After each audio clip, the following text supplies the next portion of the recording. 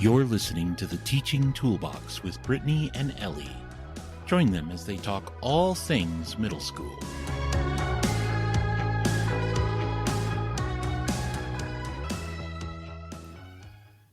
Hey there! I'm Ellie and I'm here with Brittany. Hello. And today we're going to step into the colorful world of education on the Teaching Toolbox, the podcast tailor-made for middle school teachers. In this episode, we're unlocking the secrets of teaching with color, using color to bring lessons to life, organization with color that can make your classroom look like a work of art, and a whole spectrum of strategies to inspire and empower our young learners. Today, we have the pleasure of welcoming our guest, Brigid of Math Giraffe, to help us tune into color. Welcome, Brigid. Thank you. Do you want to tell us a little bit about yourself before we get into all things color? Sure. At Math Giraffe, I focus on blending creativity into the classroom, and especially in math class, so we can get both hemispheres of the brain involved and kind of activate that stronger learning by getting kids to get a little more creative. Cool. Well, when I think of using color in the classroom, I mainly used it for organization. I used it in an elementary experience, mainly for myself, in benefiting myself so that I could organize my materials and supplies and storage areas to make everything flow better for myself in that respect. And so every week I would go through the colors in rainbow order, because that made logical sense to me, rainbow order. And each week would be a different color. So I'd start out with pastel pink. And so the spelling list would be in pastel pink. And the homeworks for that week would be in pastel pink. And the behavior chart for that week would be in pastel pink. And everything was in pastel pink for me that week. And then the next week I'd switch to like salmon and then to light yellow and so on. And when I moved to middle school, I still needed to use color. Color is very important to me in helping my brain understand things. And so in middle school, I used it more for the students' benefit, where I separated my class periods into colors. And so I had like first period was red, third period was yellow, and so on. And then everything in that class period was done in that color. So when I wrote on the agenda board, it was in red, or it was in yellow, or it was in green. When I had their portfolios up front, they were in red, yellow, green, blue, purple. Mm-hmm. Their reward buckets were in red, yellow, green, blue, purple. And so that's how I've mainly used color in my experience teaching. But I know it can be used in a lot of other ways. I do have a blog post about using color in the classroom for organization, and we'll link that in the show notes. But I know you can also use it for like differentiation. There's, wars all the time on the internet about what color is math or what color is science, and people like get all offended and stuff. I always considered math to be red. What about you guys? Yeah. But I love the idea of sorting by class period. That's so smart. Mm-hmm. Yeah, I was not nearly as colorful as you in my organization within my classroom, but I did use different color folders for different classes at one point in time. I used to make them keep everything in the classroom at a point in time where they were always losing things. And so when we did that, I had those stair files and I would keep all of their folders in there. So like first period might be red and second period might be green and third period blue. And then they would know exactly where those folders were in the classroom. And if I happened to move them, they could just identify which color they were looking for, which color was their class, and they could easily find those. So I did the thing, that with their class periods. But then if students had trouble organizing themselves personally, as far as getting their homework done, keeping their notebooks organized, things like that, that was often something that we would suggest to them, that they use the same color notebook and folder and everything for a particular subject. So maybe they kept a red folder with a red notebook for math and a green folder with a green notebook for science and a blue notebook with a blue folder for social studies, whatever the case may be. And then even in their assignment books, if they took and either wrote their assignments in that matching color or put a square around the block for that subject in that color, it just kind of keep them a little bit more organized using the colors to help them in that way. That's so smart. I like, along with the like teacher prep end of things, using color, like you were both kind of talking about before we get into how students use color, which I'm also very passionate about. With the teacher prep parts, it's good even to print in color, which of course we always have copy restrictions, but anytime you can, if the kids can be seeing color, or even if not, if you can't do that, at least colored paper. Like go ahead and take advantage. They usually have all those, brights or whatever, because even just seeing the color on their page will help the kids make memory connections. Like, oh, I know, remember that when it was on the orange paper. Like it's one of the most powerful signals to our brain. So we can use color in all these little ways when we're even prepping or setting up our classroom to help boost learning and memory. There was a study done, University of British Columbia, and this was published in Science magazine, to kind of observe how the cognitive performance of the participants would vary depending on whether they saw red or blue during just performing tasks. And the red groups did better on tests for recall and attention to detail. So like remembering words or checking their spelling and punctuation. And the blue groups did better on tests that were requiring invention or imagination. So they were better at coming up with creative uses for a brick or, creating toys from collections of shapes. So you can even just print on those different colors of papers depending on your goal. Like a red color can be used when you want to improve memory or when they're completing a task like proofreading, because it helps focus in on those details. And red is great for boosting recall and attention to detail. So maybe if you're setting up those little dividers when they're taking a test on the table, the little privacy nook, whatever, like maybe make it red, because that can help them remember everything and be more attentive to the detail.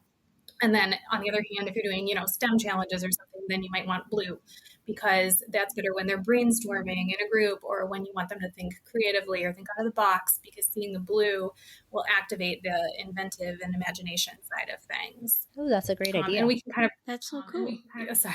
No, that's really interesting. I found it fascinating. Yeah, very right? interesting. Yeah. So even when we're like, with using red pens or blue pen, like we can make those smaller choices with just kind of an awareness of that.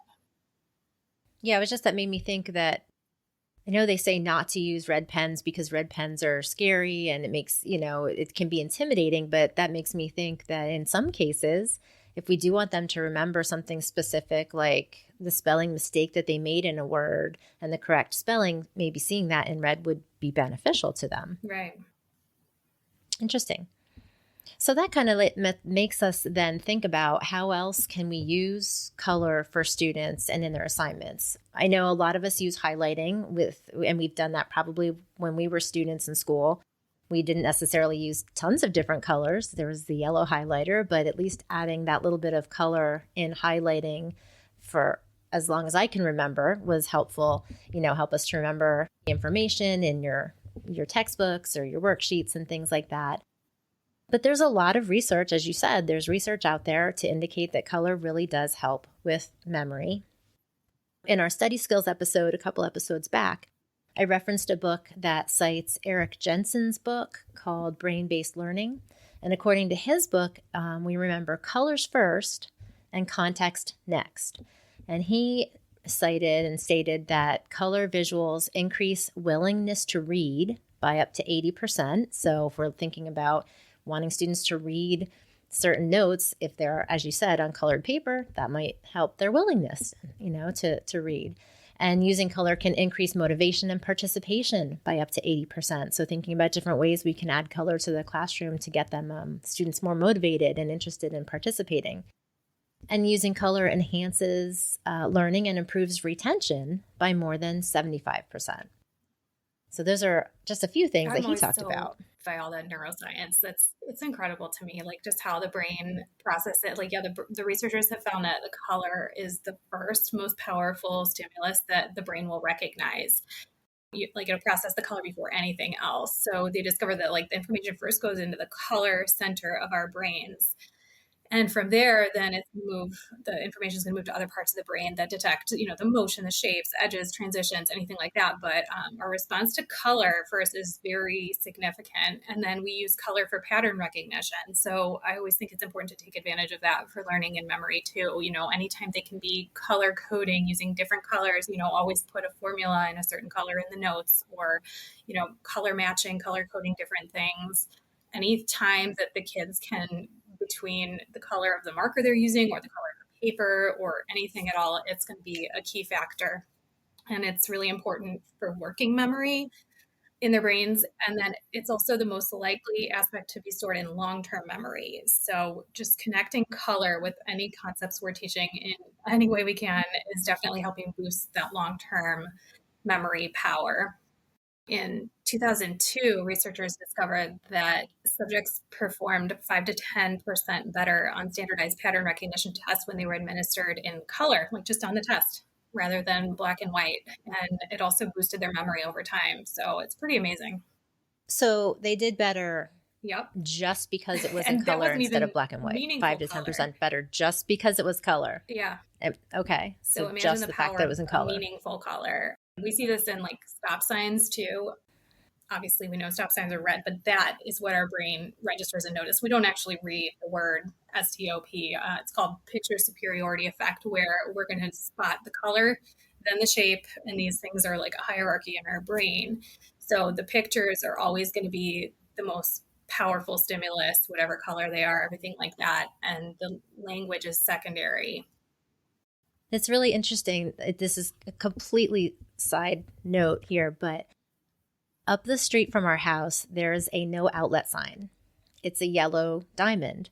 And my granddaughter has seen that sign and she is so fascinated by it. And she calls it the big yellow diamond. She did not pay attention to the letters that were on it initially, even though she knows the letters.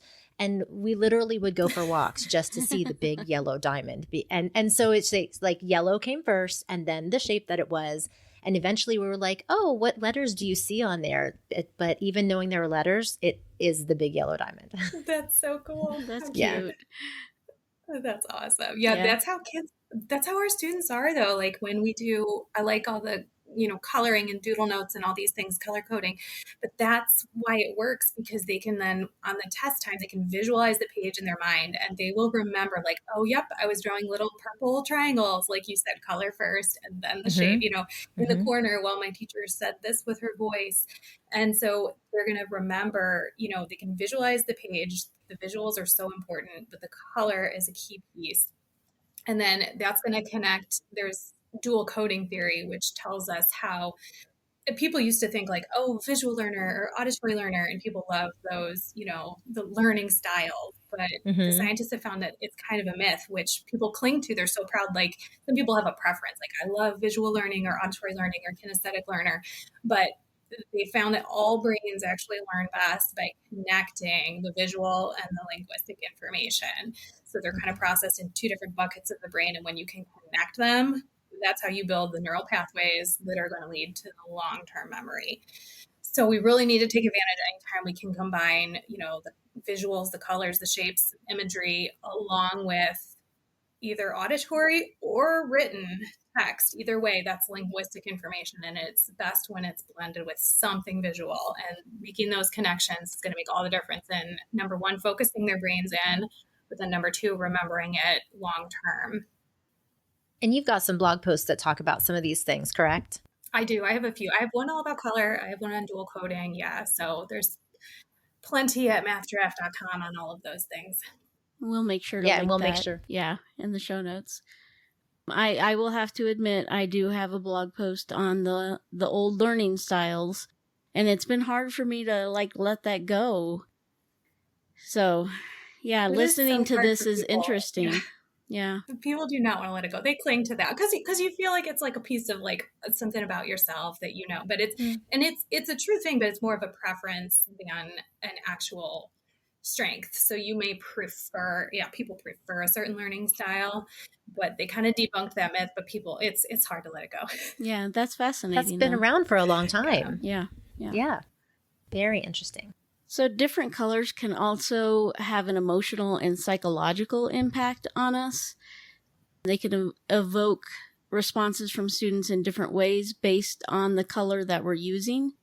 Like warm colors like red and orange stimulate energy and creativity, while cool colors like blue, greens, and sometimes purples can promote calmness and focus. And understanding these effects can help teachers choose the right colors for different classroom elements. Yeah, those are important things to keep in mind, like with especially the way you decorate, because that's when you're going to have a huge swatch of color in your classroom. But even just with the paper you're putting in the copy machine or the colored pen you're choosing, there are different learning related and emotional different color connections. So like green is going to have a calming effect. And we know that about like painting our houses and things, of course, but we can keep that in mind in school too, that green is going to be calming, but it also can increase efficiency and focus. So there are going to be a time and a place, times and places to use the green. Whereas red stimulates the adrenal glands. So it's definitely not relaxing. Can I ask a question about green? Mm-hmm. What would that mean, like including plant life? Yes. I mean, is that type of green something that would be helpful and calming in the classroom if possible? Plus then it cleans the air. Right. Yeah. And also is calming. I mean, that's nature is calming, but especially the greenery. Yeah, definitely. That's a great idea. Yeah. I love the thought of putting plants in the room. Yeah. So red, stimulating the adrenal glands, which can boost performance and be energizing. It can increase memory and recall. But because of that heightened state, it also can cause stress responses or like feeling of threat. So you have to be careful. It makes people really pay attention, but they're going to feel like their system activated, sometimes for good, sometimes for bad. So use it wisely and be careful. And it's going to affect different students differently. Yeah. So that's where that red pen thing comes in. Yeah. Yeah. Brittany, go ahead. I was going to say, in my third year of teaching, I consistently used red pen to grade, and I would give a lot of feedback. And I once had a parent return a paper that said, "Do you have to bleed all over the student's work?" Oh, no. I just I changed like right then. I went out and got a big pack of multicolored pens and immediately started grading in different colors. Yeah. I just felt But there is bad. a place for red. But there is a place for red, right? So I once worked somewhere where red pens were just completely outlawed. Not education, but I thought it was interesting. Red pens, because it makes people, I guess, panic, Interesting. That's interesting. And then you have orange. Orange is a good mood booster, but it can be overstimulating for some students. So you've got to be careful. Keep it in mind if you have, students who have special needs or you have a very energetic class, you've got to kind of be careful about your use of orange. It's an option to use if you need a mood boost. Okay. If you've got a class that's always kind of down after recess, then maybe pull that out. Okay. But if they're super energetic already, then maybe not. Steer clear, right? And pink will be calming effect. So in fact, seeing pink actually lowers the heart rate physically. Oh, wow. Yeah. So you can print on pink, for after gym class or something when they're all riled up, or let them use their pink markers to take the notes at that moment. If you can kind of just observe these things as you're standing there. And when you read the room, be like, okay, everybody pull out your pink marker and something, you might notice a small effect, even if it's just a little. Right. That's great.